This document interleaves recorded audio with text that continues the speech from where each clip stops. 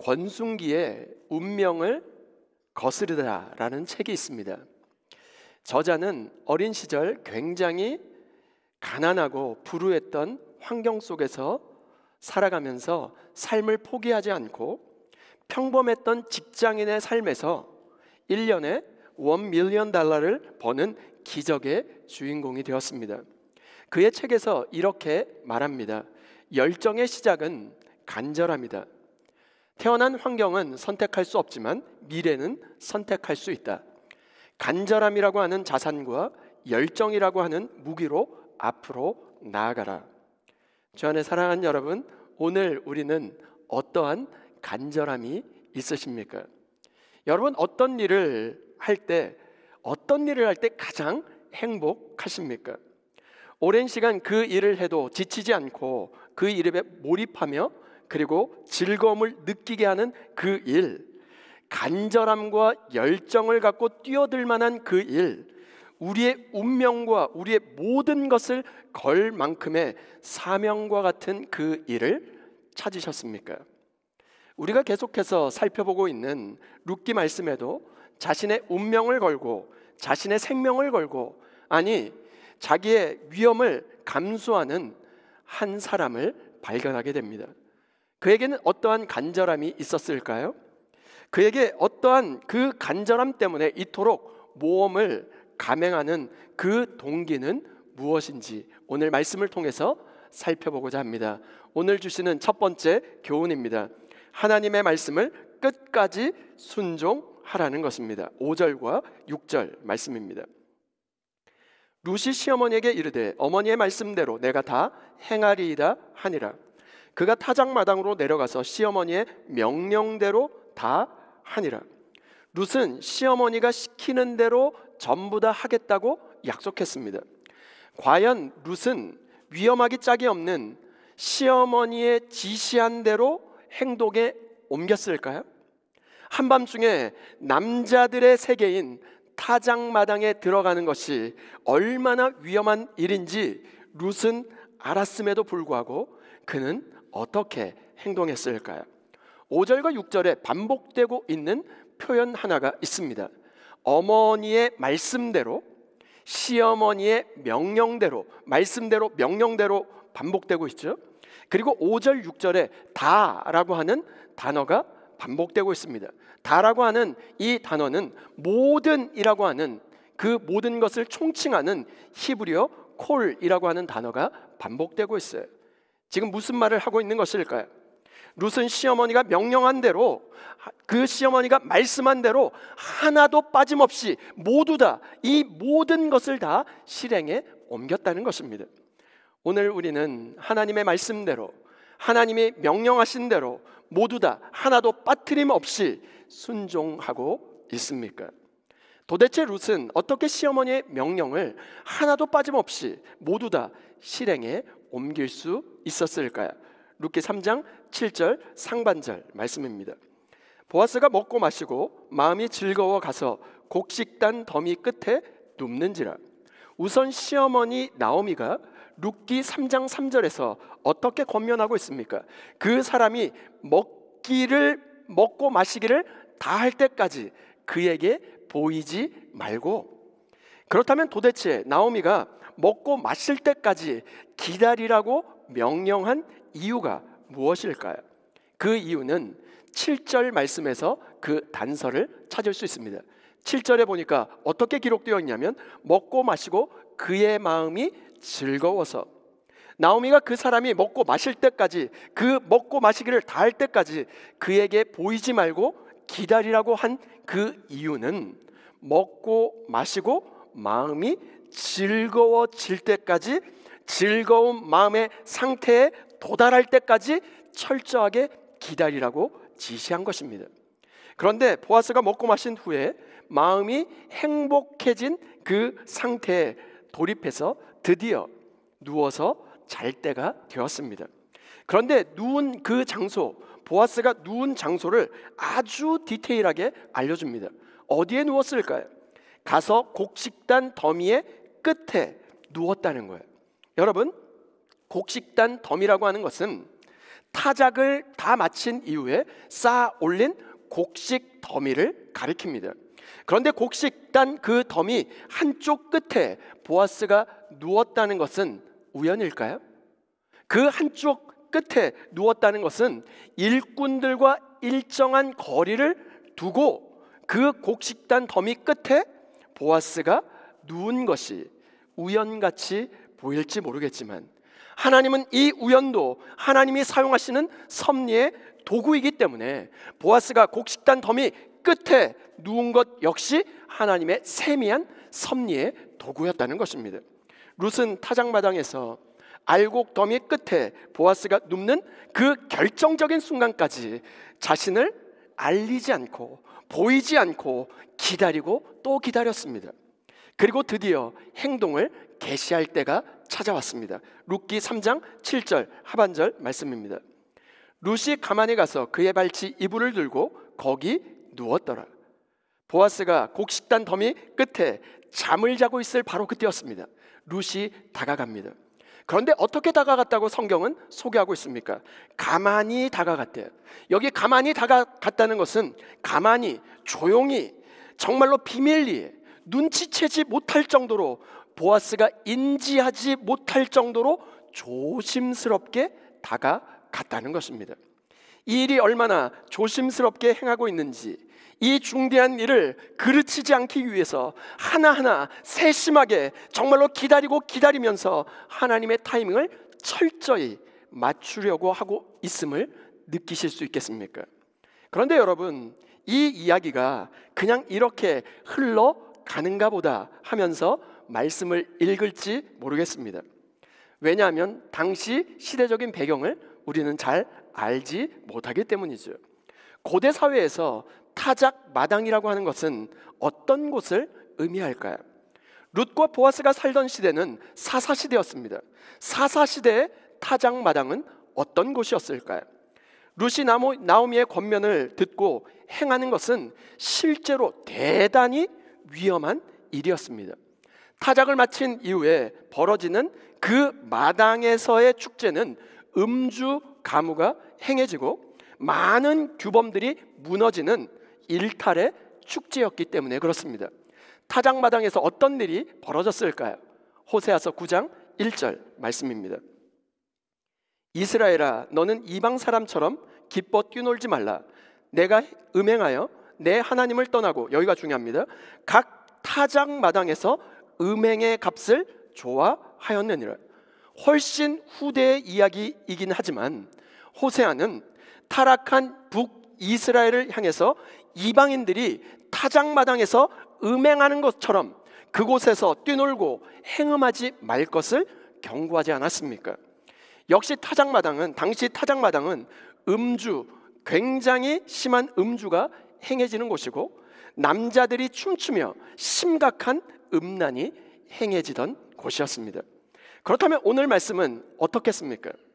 베들레헴의 타작마당 역시 젊은 여인에게는 안전이 보장되어 있지 않은 공간이었다는 것입니다. 나오미는 지금 룻을 향해서 무법천지가 된 지금 한밤중에 타작마당으로 단장을 하고 예쁜 의복을 갈아입고 가라고 명령한 것입니다. 또한 룻은 시어머니의 권면에 토를 달지 않고, 정말로 어떤 토도 달지 않고 그대로 실행에 옮겼다는 것입니다. 나오미가 이런 타작마당의 상황을 몰랐을까요? 아닙니다. 룻기 3장 3절 말씀입니다. 그 사람이 먹고 마시기를 다하기까지는 그에게 보이지 말고, 이 표현은 다른 사람들이 보이지 않도록 숨어 있어라, 기다려라, 이런 말입니다. 다른 사람들에게 단장을 한 모습을 절대 보여주지 말라라고 하는 그 권면을 한 이유가 무엇일까요? 왜 그랬을까요? 타작마당이 얼마나 위험한지를 나오미도 알았기 때문입니다. 그럼 룻은 몰랐을까요? 모압 지방에서 자랐던 룻 역시 한밤중에 타작마당이 어떠한 곳인지 정도는 정확하게 알고 있었습니다. 그런데 그럼에도 불구하고 시어머니는 권면을 했고, 룻은 타작마당에 그 위험을 감수하고 한밤중에 그곳을 향한 것입니다. 그런데 이렇게 위험천만한 일을 모험을 감행할 수 있었던, 그렇게 순종할 수 있었던 이유가 무엇일까요? 룻 인생에 있어서 가장 소중한 것, 가장 좋은 것, 그것이 무엇인지를 정확하게 간파했기 때문입니다. 그래서 가장 좋은 것을 얻기 위해서 그에 상응한 대가를 지불해야 되는 것도 알았습니다. 룻이 얻을 수 있었던 가장 소중한 것, 가장 좋은 것이 무엇이었을까요? 그것은 바로 안식이었습니다. 바로 보아스라고 하는 그 사람을 통한 안식이 가장 소중한 것을 알았다는 것입니다. 나오미도 알았고 룻도 알았던 그 보물은 다름 아닌 보아스였습니다. 가장 소중한 것을 얻기 위하여 바로 지금 룻은 모험을 감행한 것입니다. 어떻게 그 일이 가능했을까요? 룻은 정확하게 보아스가 누구인지 알고 있었고 그를 얻기 위하여 자신의 모든 것을, 자신의 생명을 지금 건 것입니다. 그 근거가 무엇일까요? 그 밤에 잠결에 놀라서 보아스가 묻습니다. 너는 누구냐? 라고 물었던 보아스에게 하는 룻의 해답에 키가 담겨져 있습니다. 룻기 3장 9절 말씀입니다. 이르되 내가 누구냐 하니 대답하되 나는 당신의 여종 룻이오니 당신의 옷자락을 펴 당신의 여종을 덮으소서. 이는 당신이 기업을 물을 자가 됨이니이다 하니. 룻의 요청을 주목해 보시길 바랍니다. 당신의 옷자락으로 당신의 여종을 덮으소서라고 이야기했습니다. 그런데 이 대화는 나오미가 알려준 이야기가 아니었습니다. 룻이 스스로 준비한 청혼의 멘트였어요. 이 말에 독특한 표현 하나가 담겨져 있습니다. 무엇이냐면 옷자락이라고 하는 단어입니다. 성경 어디에도 옷자락으로 덮으소서라는 표현을 결혼과 연관지어서 쓴 선례가 단 한 번도 나오지 않습니다. 도대체 룻은 왜 청혼 멘트로 옷자락으로 덮어달라는 그 표현을 사용했을까요? 그 이유는 이전에 보아스가 룻을 만났을 때 자신에게 했던 축복의 표현에서 찾아볼 수 있습니다. 보아스가 룻을 만났을 때, 처음 만나 축복할 때 어떤 말을 했을까요? 룻기 2장 12절 말씀입니다. 여호와께서 내가 행한 일에 보답하시기를 원하며 이스라엘의 하나님 여호와께서 그의 날개 아래에 보호를 받으러 온 내게 온전한 상 주시기를 원하노라 하는지라. 이 말은 보아스가 룻에게 한 칭찬과 축복의 표현이었어요. 그런데 여기서 아주 중요한 단어를 픽업해서 사용하고 있습니다. 이스라엘의 하나님 여호와께서 그의 날개로 너를 덮어주시기를 원하노라, 이렇게 축복했어요. 여기서 보아스의 축복에 아주 중심에 있는 날개라고 하는 히브리어 단어 케납이라고 하는 그 단어와 룻이 청혼할 때 사용했던 그 옷자락이라고 하는 히브리어 단어 그 케납이 정확하게 일치하는 똑같은 단어였습니다. 룻은 보아스에게 당신이 나를 처음 만나 나를 축복해 주셨던 그 단어, 그 표현으로 당신의 옷자락, 당신의 날개로 나를 덮어 보호하여 달라라고 이야기한 것입니다. 보아스의 그 단어, 보아스의 그 표현을 그대로 가지고 와서 지금 청혼 멘트를 하고 있는 것입니다. 이 말씀은 오늘 우리 삶에 어떤 교훈을 주고 있을까요? 나오미가 그랬던 것처럼 룻도 정확하게 보아스가 누구인지를 정확하게 알아보았습니다. 룻이 남편을 잃고 어머니가 각각 자기의 남편의 그 남편을 찾아 떠나라는 그 권면에 어떻게 반응했습니까?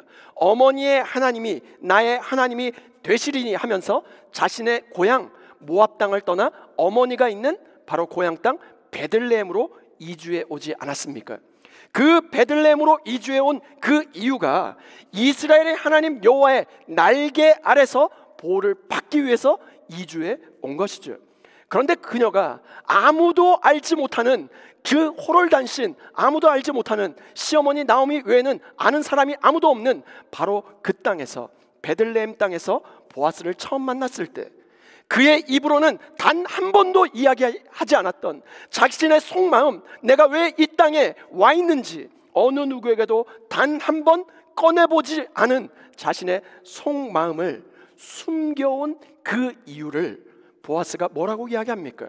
신앙적인 이유 때문에, 당신의 여기에 온 이유는 단 하나, 하나님 때문이었다는 것을 보아스를 통하여 확인받지 않았습니까? 또한 시어머니 나오미가 보아스가 내가 바로 찾던, 너가 바로 찾던 너를 덮어줄 유일한 사람이라고 말해주었습니다. 이스라엘의 하나님, 그의 날개로 자기의 백성을 덮을 그 한 사람이 지금 눈앞에 있는 보아스라는 것입니다. 그런데 룻이 바랐던 보아스가 지금 한밤중에 어디에 있냐면 타작마당에 있습니다. 어려움과 위험에 직면한다 할지라도 결코 포기하지 마시길 바랍니다. 보아스를 알아봤기 때문에 룻은 이 위험천만한 타작마당의 위험을 뚫고 용기를 내어 지금 한밤중에 타작마당을 뚫고 보아스에게 나올 수 있었던 것입니다. 주 안에 사랑하는 여러분, 오늘날 이 시대의 교회가, 아니 이 시대의 성도인 우리가 잃어버린 것이 바로 이것이 아닐까요? 위험을 감수하는 헌신, 모험을 감행하는 일사각오의 신앙 말입니다. 적당히 신앙생활하고, 적당히 괜찮은 사람 만나 결혼하고, 적당히 아이들 낳아서 잘 기르는 것, 안정된 삶, 적당히 인정받고 사는 삶, 이것이 인생의 목표이고 우리가 이 땅에 태어나 살아가는 모습으로 착각하며 살아가고 있지는 않습니까? 그런데 여러분 기억하시길 바랍니다. 성경은 단 한 번도 예측 가능한 삶, 어느 정도 적당한 삶을 성경 어느 구절에도 지금 말하고 있지 않다는 것입니다. 열심히 준비하고 준비한 만큼만 이루어지는 인과율대로 움직여지는 그 세상을 우리는 기대하고 그렇게 살아가고 있지는 않습니까? 하나님의 역사하심과 하나님의 일하심을 믿으십니까? 아멘이십니까? 그렇다면 우리 인생 역시 하나님의 역사하심대로, 하나님의 일하심대로, 하나님의 놀라운 기적의 역사, 바로 영적 반전의 역사, 역전의 모험을 감행할 수 있기를 주님의 이름으로 축원드립니다. 올 한 해 우리 모두가 하나님을 정말로 많이 사랑하고 그 사랑 때문에 때로는 세상으로부터 손가락질 받고 비난을 받고 어리석다라고 하는 바보 소리를 좀 들으면 어떻겠습니까? 하나님을 믿지 않는 사람들은 전혀 상상할 수 없고 전혀 꿈꿀 수 없는 정말로 하나님의 나라, 하나님의 역사가 지금도 유유히 흐르고 있다는 것을 바로 우리의 삶의 실제로, 믿음의 실제로 증명해 보일 수 있는 저와 여러분 모두가 될 수 있기를 주님의 이름으로 축원드립니다. 두 번째, 하나님의 타이밍을 끝까지 기다리라는 것입니다. 10절과 11절 말씀입니다. 그가 이르되 내 딸아 여호와께서 내게 복 주시기를 원하노라. 내가 가난하건 부하건 젊은 자를 따르지 아니하였으니 내가 베푼 인애가 처음보다 나중이 더하도다. 그리고 이제 내 딸아 두려워하지 말라. 내가 내 말대로 내게 다 행하리라. 내가 현숙한 여자인 줄을 나의 성읍 백성이 다 아느니라. 룻은 지금 어두컴컴한 타작마당이라고 하는 위험, 지금까지 자기가 쌓아왔던 현숙한 여인이라고 하는 자신의 명예가 한순간에 사라질 수밖에 없는 위험에 직면한 바로 그곳이 타작마당이라고 하는 것을 알면서도 그곳을 향하여, 바로 보아스를 향하여 나아갔습니다. 그리고 잠에서 깨어난 보아스에게 청혼을 하고 있습니다. 내가 당신을 얻기 위해서 이 위험천만한 타작마당을 통과해서 왔습니다. 당신은 내가 알기로 분명 내가 피하러 온 하나님의 날개, 하나님의 옷자락을 가지고 있는 분이십니다. 그러니 당신의 날개로 나를 덮어 나에게 온전한 상이 되어 주십시오. 이 말을 했어요. 청혼 멘토를 했어요. Will you marry me? 이렇게 한 거예요. 근데 이제는 그 말을 듣고 보아스가 답할 차례입니다. 10절과 11절에 어떻게 대답합니까? 보아스가 룻의 말을 다 경청하고 듣고 나서 룻의 뜻대로 내가 다 행하리라 말했습니다. 드디어 보아스는 룻의 마음을 받아들이고 결정한 것입니다. 그 이유는 10절에 있는 룻의 청혼이 단순히 룻 자신의 행복을 위한 것이 아니라 여전히 죽은 남편과 시어머니를 위한 헤세드에서 나왔다는 것을 그가 알았기 때문입니다. 보아스는 룻에게 감격했습니다. 당신은 가난하건 부하건 젊은 자를 따라갈 수 있는 여인인데 당신이 행복할 기회를 저버리고 나같이 늙은 자에게 찾아와 청혼하는 것은 당신의 죽은 남편과 시어머니 그 가문을 위한 인애 때문, 바로 헤세드 때문이라고 말합니다. 그러면서 10절에 뭐라고 이야기하냐면 이제 내 딸아 두려워하지 말라. 내가 내 말대로 다 행하리라. 이렇게 약속했어요. 이제 모든 것이 결정이 났습니다. 보아스는 기쁘게 룻의 청혼을 받아들였습니다. 이 말을 듣고 룻은 얼마나 많은 감정이 교차했을까요? 정말로 텅 빈 인생으로 나는 모든 것을 잃어버렸고 남편도 잃어버렸고 내 고향도 잃어버렸고 내 가족도 다 잃어버렸는데 나의 이 텅 빈 인생을 드디어 보아스라고 하는 사람이 채워주는구나. 여러 가지 만감이 교차하지 않았을까요? 그런데 이 기쁜 감정도 잠깐이었을까요? 이게 웬일입니까? 12절 말씀입니다.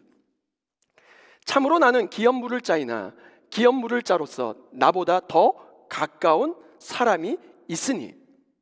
그런데 보아스의 입에서 무슨 말이 지금 나왔을까요?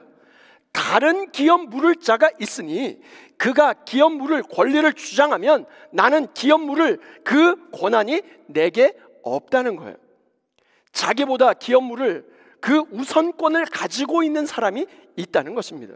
그러면서 만일 그가 기업 물을 권리를 포기하면 자신이 기꺼이 나오미의 기업 물을 자가 되겠지만 그가 그 권리를 행사한다면 자기는 할 수 없다는 것입니다.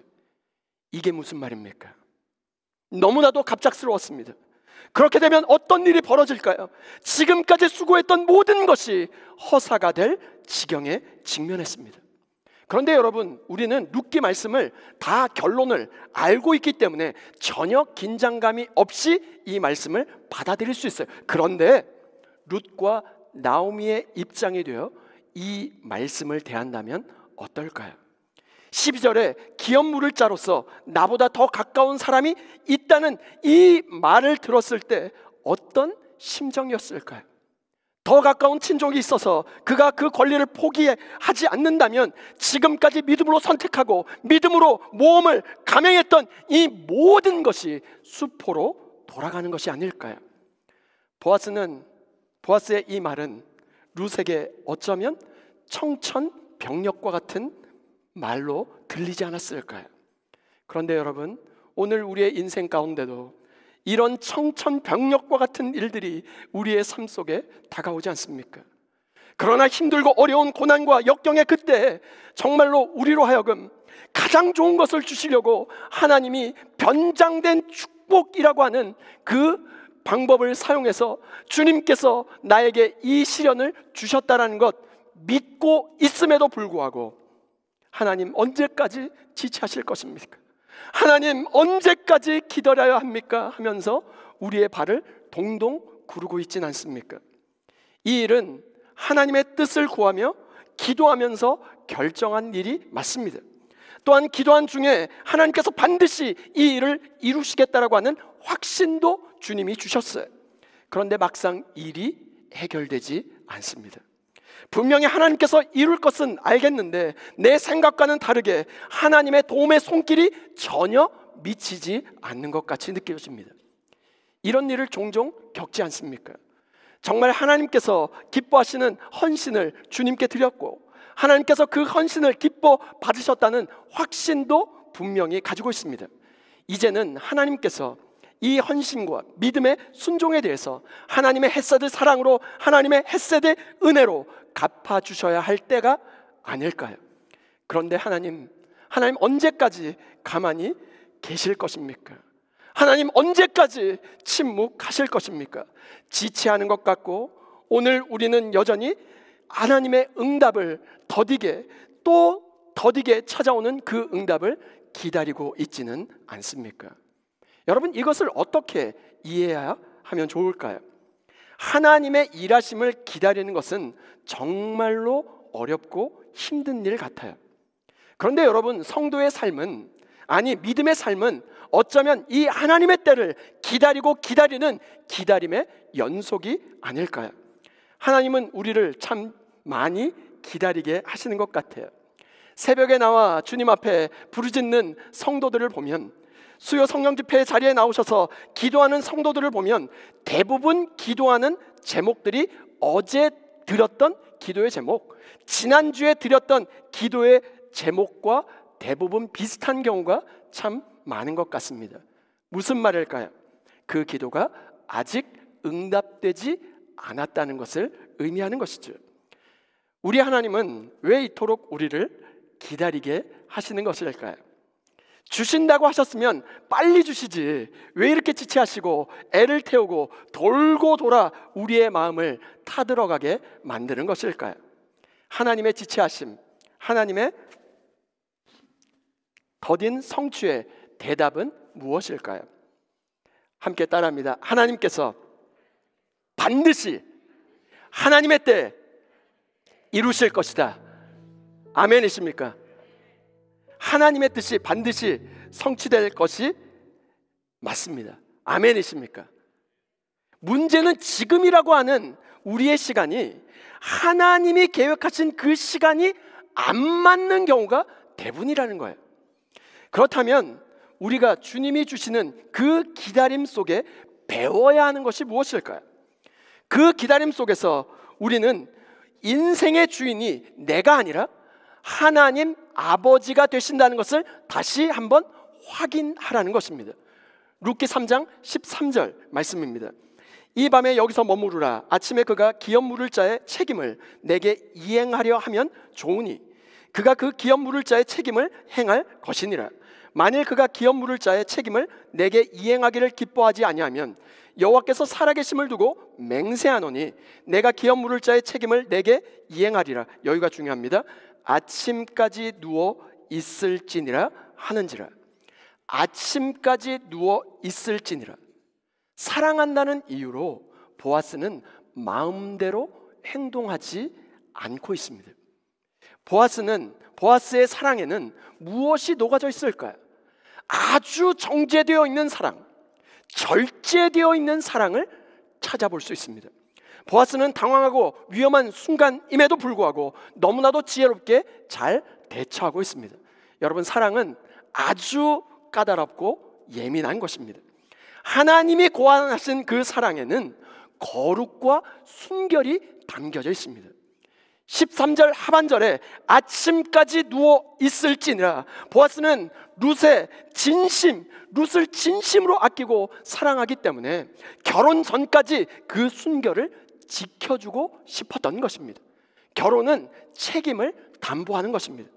보아스가 룻을 맞이한다는 그 결혼한다는 것은 룻뿐만 아니라 나오미의 가문까지 책임진다는 것을 의미하는 것입니다. 그런데 여러분, 이들이 누구였을까요? 예수 그리스도의 계보를 이을 사람들이 아닙니까? 물론 그들은 몰랐겠지만 이들을 통해서 다윗의 가문이 태어나는 놀라운 역사가 일어나지 않습니까? 하나님의 타이밍을 끝까지 기다려서 다윗의 자손 예수 그리스도의 계보를 이어갈 수 있는 저와 여러분 모두가 될 수 있기를 주님의 이름으로 축원드립니다. 다 함께 따라해 보실까요? 하나님의 말씀을 끝까지 순종하라. 하나님의 타이밍을 끝까지 기다리라. 여러분, 여기 중요한 포인트가 끝까지, 그냥 끝까지가 아니라 끝까지예요. 끝까지. To the end, until the last. 정말로 끝까지, 마지막 그 순간까지 순종하고 마지막 그 순간까지 기다려서 하나님의 놀라운 역사를 맛볼 수 있는 저와 여러분 모두가 될 수 있기를 주님의 이름으로 축원드립니다. 오늘 우리는 너무나 안전한 삶에 길들여 있는 것은 아닐까요? 거기에 익숙해져서 신앙 역시도 안전하게 위험을 감수하는 것을 피하며 신앙생활을 하고 있지는 않았습니까? 신앙생활 역시도 우리가 생각한 대로, 우리의 예상한 대로 돌아가야 한다고 생각하면서 우리가 통제하고 제어할 수 있는 세상이 가장 좋은 세상이라 여기며 신앙생활을 이어온 것은 아닙니까? 어떻게 하나님을 우리의 사고와 우리의 이해와 우리의 생각으로 제어하고 재단할 수 있겠습니까? 모험이 없는 신앙은요, 박제되어 있는 신앙, 그래서 더 이상 역사할 수 없고 하나님의 기적을 맛보지 못하는 신앙생활이 될 수밖에 없는 것입니다. 하나님의 말씀을 끝까지 순종하여 그 역사를 주관하시는 하나님의, 정말로 하나님께 우리의 운명을 걸어서 하나님의 놀라운 역사의 반열에 설 수 있는 저와 여러분 모두가 될 수 있기를 주님의 이름으로 축원드립니다. 룻이 위험을 감수하고 그 밤에 타작마당에 자고 있는 보아스에게 가만히 나아갔어요. 당신의 옷자락을 펴 나의 그 당신의 여종을 덮으소서 청혼하였을 때 그의 반응이, 이제 내 딸아 두려워하지 말라, 내가 내게 말대로 내게 다 행하리라. 그 말을 들었을 때 룻의 마음이 얼마나 기뻤을까요? 이제껏 살아왔던 텅 빈 인생이 이제야 보아스로 인하여 체험받게 되는구나 하며 하나님의 헷세대의 은혜, 감격에 기쁜 눈물을 흘리지 않았을까요? 그런데 그 기쁨도 잠깐뿐이었습니다. 12절 말씀에 나는 기업을 물을 자이나 기업 물을 자로서 나보다 더 가까운 사람이 있다, 그 말을 들었을 때 모든 것이 끝났구나 여겨지지 않았을까요? 오늘 우리의 삶 가운데 지금까지 쌓아왔던 우리의 헌신, 우리의 수고, 우리의 섬김, 사랑이 와르르 한순간에 무너져버리는 청천벽력 같은 일을 만날 때가 있지 않습니까? 그러나 여러분 기억하시길 바랍니다. 절대 포기하지 마시고 중요한 것은 하나님의 때가 이루어질 때까지 끝까지 기다릴 때 하나님의 놀라운 반전의 역사가 일어나게 될 줄 믿습니다. 지금껏 잘 버티셨습니다. 그러면 어떻게 될까요? 조금만 더 믿음으로 버티시길 바랍니다. 하나님께서 아브라함을 75세 부르시고 하나님의 기업, 약속의 아들을 주시기로 약속해 주셨어요. 그런데 아무리 기다려도 하나님의 약속이 이루어질 기미가 보이지 않습니다. 그래서 자신의 노력과 자신의 계획으로 여종 하갈을 통해서 86세의 이스마엘이라고 하는 정말로 육신의 아들을 낳게 되었습니다. 그런데 이 아들은 약속의 아들이 아니었어요. 하나님께 약속을 받고 25년이나 지난 모든 생명이 끊어진 바로 100세의 나이에 약속의 아들 이삭을 얻게 되었습니다. 함께 따라합니다. 서두르면 이스마엘, 기다리면 이삭. 아멘 있습니까? 이삭을 다 얻을 수 있는 저와 여러분 모두가 될 수 있기를 주님의 이름으로 축원드립니다. 아브라함이 25년을 기다렸을까요? 아닙니다. 하나님이 아브라함의 그 모든 자기의 의, 자기의 노력, 자기의 계획, 모든 불순물을 다 빼고 믿음의 그릇, 열방의 기업이 될 만큼 그 그릇을 만드신 바로 그때 주님께서 또 참고 또 인내하며 또 기다리며 25년을 무려 아브라함을 기다려 주신 것입니다. 아침까지 누워 있을지니라. 하나님의 때를 잠잠히 기다리며 포기하지 말고 끝까지 아침까지 누워 있어 하나님의 역사를 이루는데 쓰임 받는 저와 여러분 모두가 될 수 있기를 주님의 이름으로 축원드립니다.